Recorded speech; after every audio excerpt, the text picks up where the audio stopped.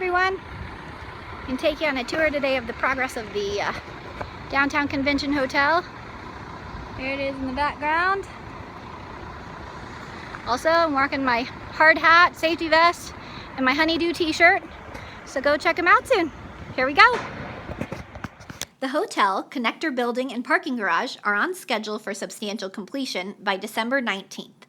This is the exterior of the building looking down Walnut from 6th Street toward Martin Luther King. You can briefly see the connector building that connects the Convention Hotel to the Ford Center and the Old National Bank Events Plaza.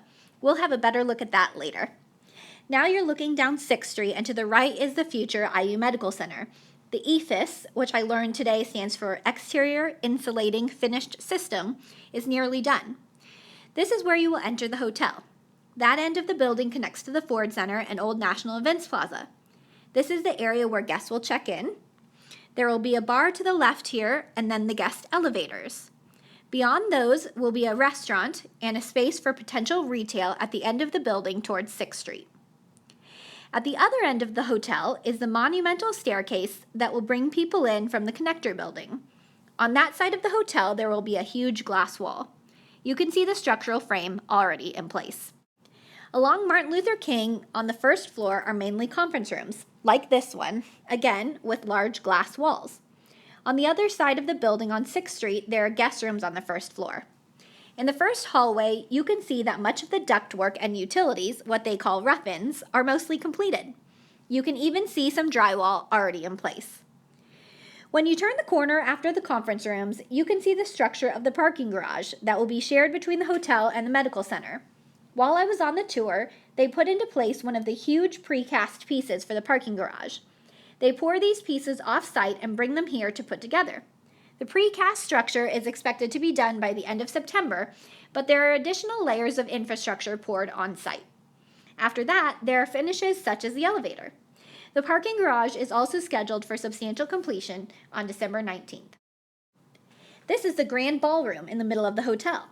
As you can see, it is one large room, but it can be divided into 4 spaces. Hopefully you can see the tracks on the ceiling that divide the ballroom into 3 sections, and then the last section can be divided into 2 smaller sections. Looking out the first floor, this is the pool area. There will be a landscaped wall between the parking garage and the pool area. Inside, this will be the fitness center.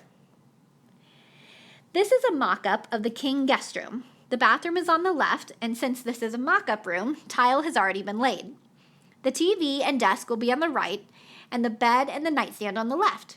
There were concerns about having air conditioning units in the room, but they are in a covered area like this, accessible for service, but not under the window like in some hotel rooms. This specific room has sliding doors into the pool area. Now we have traveled up the stairs to the 3rd floor corridor of guest rooms. This is another King guest room. Some of the rooms have doors between them for families or larger parties staying in adjacent rooms. Each corner of the hotel has larger suites. This one overlooks the future IU Medical Center. My tour guide, Sarah, from VPS Architecture, says the interior quality of the hotel has remained substantially the same since the inception of the project. This is another one of the corner suites that has large glass walls. There's temporary framing up that will eventually be removed. From this suite, you can get a better look at the connector building between the Old National Events Plaza, the Ford Center, and the Convention Hotel. This suite also features a great view of the Central Library. Once the project is substantially complete, which means all the permanent components are in place, HCW will begin bringing the furniture in, installing their equipment, and training staff